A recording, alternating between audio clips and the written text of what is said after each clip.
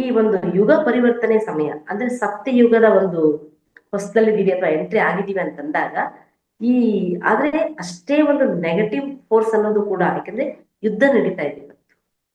ಆ ಇರಾನ್, ಆಮೇಲೆ ಅಮೆರಿಕ, ಬೇರೆ ಬೇರೆ ದೇಶ, ಅರಬ್ ಕಂಟ್ರೀಸ್ ಏನಂತ ಕರೆಸ್ಕೊತಾವಲ್ಲ, ಅಲ್ಲಿ ಯುದ್ಧ ನಡೀತಾ ಇದೆ.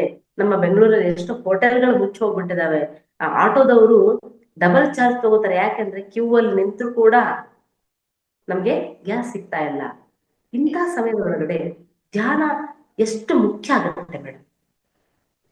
ಈ ಒಂದು ಸಂದರ್ಭದಲ್ಲಿ ಧ್ಯಾನ ಅನ್ನೋದು ತುಂಬಾ ತುಂಬಾ ತುಂಬಾ ಇಂಪಾರ್ಟೆಂಟ್ ಆಗತ್ತೆ. ಯಾಕೆ ಇಂಪಾರ್ಟೆಂಟ್ ಆಗುತ್ತೆ?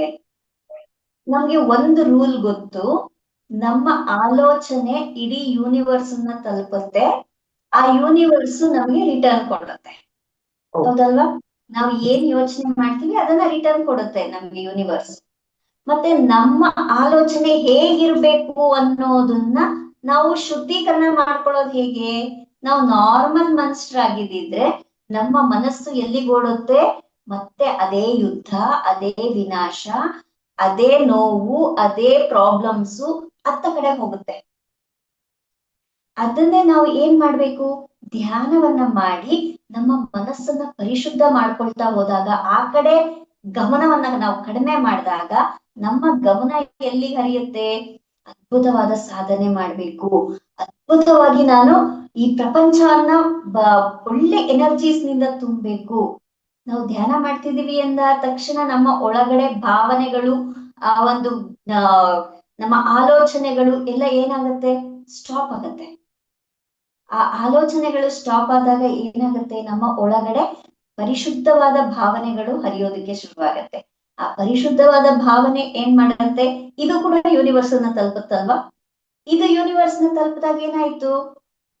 ಎಲ್ಲಿ ಒಂದು ಕಡೆ ವಿನಾಶ ನಡೀತಾ ಇದೆಯೋ ಆ ವಿನಾಶ ಒಂದೇ ಅಂತಿಮ ಅಲ್ಲ, ಆ ವಿನಾಶದ ನಂತರ ಮತ್ತೆ ಹೊಸ ಸೃಷ್ಟಿ ಅನ್ನೋದು ಕೂಡ ಇರುತ್ತೆ.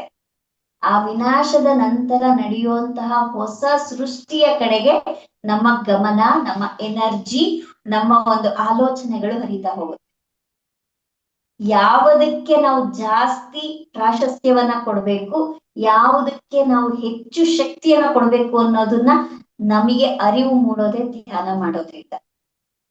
ನಾವು ಧ್ಯಾನ ಮಾಡ್ದಲೆ ನಾರ್ಮಲ್ ಆಗಿದ್ವಿ ಅಂದ್ರೆ ಆ ವಿನಾಶದ ಬಗ್ಗೆನೇ ಮಾತಾಡ್ತೀವಿ, ಆ ಯುದ್ಧದ ಬಗ್ಗೆನೇ ಹೆಚ್ಚು ಮಾತಾಡ್ತೀವಿ, ಆ ಯುದ್ಧದಲ್ಲಿ ಆಗ್ತಿರುವಂತ ಅನಾಹುತಗಳ ಬಗ್ಗೆನೇ ನಮ್ಮ ಗಮನ ಹೋಗುತ್ತೆ. ಅದೇನಾಗುತ್ತೆ? ಇನ್ನೂ ಜಾಸ್ತಿ ಮಾಡುತ್ತೆ. ಅದೇ ನಮ್ಮ ಗಮನ ಏನು ಹೊಸ ಸೃಷ್ಟಿ ನಡಿಬೇಕಾಗಿದೆ, ಎಲ್ಲಿ ಶಾಂತಿ ಬರ್ಬೇಕಾಗಿದೆ, ಎಲ್ಲಿ ನಮ್ಮ ಎನರ್ಜಿ ಶಾಂತಿಯುತವಾದ ಎನರ್ಜಿ, ಪ್ರೇಮದ ಎನರ್ಜಿ ನಾವು ಸಪ್ಲೈ ಮಾಡ್ಬೇಕಾಗಿದೆ ಅನ್ನೋದ್ರ ಬಗ್ಗೆ ಗಮನ ಹರಿದಾಗ ಏನಾಗುತ್ತೆ? ಈ ಹೊಸ ಸೃಷ್ಟಿ ಫಾಸ್ಟ್ ಆಗಿ ನಡೀತಾ ಹೋಗುತ್ತೆ. ಇದೆರಡರ ಚಾಯ್ಸ್ ನಮ್ದು.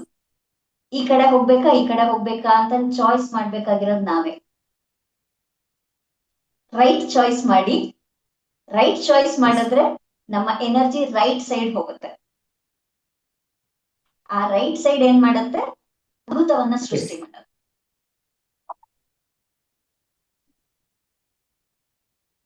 ಕರೆಕ್ಟಾ madam? Super madam, wonderful madam. ನಿಜಕ್ಕೂ ಹೆಂಗಂದ್ರೆ ಪ್ರತಿ ಆಲೋಚನೆಗೂ ಶಕ್ತಿ ಇದೆ ಅನ್ನೋದಕ್ಕೆ ತಮ್ಮ ಮಾತುಗಳೇ ಸಾಕ್ಷಿ. ನಮ್ಮ ಪ್ರತಿ ಆಲೋಚನೆ ಕೂಡ ಯೂನಿವರ್ಸಿಗೆ ಹೋಗುತ್ತೆ, ಅದು ನಮ್ಮ ಮುಂದೆ ಸಾಕಾರಗೊಳ್ಳುತ್ತೆ. ಅಂದ್ರೆ ಇಲ್ಲಿ ಈ ಭೂಮಿ ಮೇಲೆ ಏನಾದ್ರೂ ಸೃಷ್ಟಿ ಆಗ್ಬೇಕಂದ್ರೆ, ಮ್ಯಾನಿಫೆಸ್ಟೇಷನ್ ಆಗ್ಬೇಕಂದ್ರೆ 2 ಸಲ, ಒಂದ್ ಇಲ್ಲಿ, ನೆಕ್ಸ್ಟ್ ನಮ್ಮ ಎದುರುಗಡೆ ಸಾಕಾರಗೊಳ್ಳುತ್ತಲ್ಲ. ಅದೇ ರೀತಿ ಆ ಒಂದು ಭಯಾನಕತೆ, ಅದ್ರ ಬಗ್ಗೆ ನ್ಯೂಸ್ ನೋಡೋದು, ಅದನ್ನೇ ಕೇಳೋದು, ಅದೇ ಅದೇ ಆದಾಗ ಅದು ಇನ್ನೂ ಮಲ್ಟಿಪ್ಲೈ ಆಕತ್ ಹೋಗ್ಬೋದು, ಅಥವಾ ಯುದ್ಧ ನಿಲ್ದೇನೆ ಇರ್ಬೋದು, ಯುದ್ಧ ಬೇರೆ ಬೇರೆ ದೇಶಗಳಿಗೂ ಹೋಗ್ಬೋದು. ಆದ್ರೆ ನ್ಯೂ ಎನರ್ಜಿಯಲ್ಲಿ ಅದೇ ಬರುತ್ತಲ್ಲ ಮೇಡಮ್, ಆ ಪ್ರೇಮ ಅಂತಕ್ಕಂಥ ಎನರ್ಜಿಯನ್ನ ಲೈಟ್ ವರ್ಕರ್ಸ್ ಅದನ್ನ ಪ್ರಸಾರ ಮಾಡ್ಲಿಕ್ಕೆ ತಯಾರಾದಾಗ, ಆ ಪ್ರಕಂಪನ ಹೆಂಗಂದ್ರೆ ಪ್ರೇಮದ ಎನರ್ಜಿ ಗ್ರಿಡ್ಗಳನ್ನ ನಿರ್ಮಾಣ ಮಾಡಿದಾಗ ಏನಾಗುತ್ತಂದ್ರೆ, ಆ ಒಂದು ಟವರ್ ನಾಶ ಆದಾಗ ಕೂಡ ಇದೇ ರೀತಿಯಾಗಿತ್ತು. ನಾವೆಲ್ಲರೂ ಕೂಡ ನಾವು ಧ್ಯಾನಿಗಳಾದವರು ಆ ಎಲ್ಲ ಅದ್ರ ಪ್ರೇಮದ ಪ್ರಕಂಪನಗಳನ್ನ ಕಳಿಸಿ ಅದೆಲ್ಲ ಕೂಡ ಶಾಂತವಾಗ್ಲಿ ಅಂತ ನಾವು ಈ ವೇದಿಕೆ ಮೂಲಕ ಹಾರೈಸೋಣ ಮೇಡಮ್. Thank you madam. ಅದ್ಭುತವಾದಂತ ತಮ್ಮ ಒಂದು ಸಂದೇಶಗಳನ್ನ, ಇದು ಬರೀ ಕೇವಲ ರೂಪಾ ವೆಂಕಟೇಶ್ ಅವರಿಂದ ಬಂದಿರೋದಲ್ಲ, ಆ ಒಳಗಡೆ ಇರ್ತಕ್ಕಂಥ ಚೈತನ್ಯದಿಂದ ಬಂದಿರತಕ್ಕಂತ ಅಮೃತ ಸದೃಶವಾದಂತಹ ಸಂದೇಶಗಳಂತಾನೆ ಕರಿತೀನಿ ನಾನು.